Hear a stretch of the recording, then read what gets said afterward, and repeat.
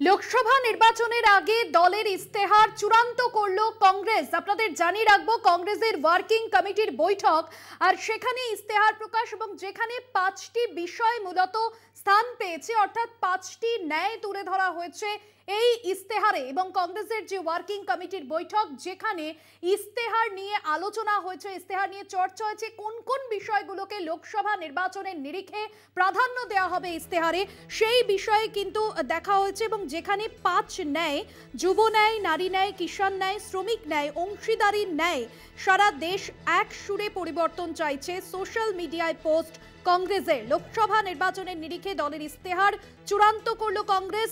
কংগ্রেসের ওয়ার্কিং কমিটির যে বৈঠক, সেখানে সামাজিক ন্যায় বিচারের ওপর দৃঢ় নজর রাখা হয়েছে।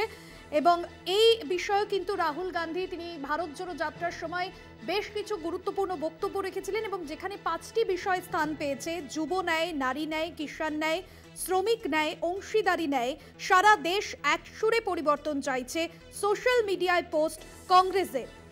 লোকসভা নির্বাচনের জন্য দলের ইস্তেহার চূড়ান্ত করল কংগ্রেস।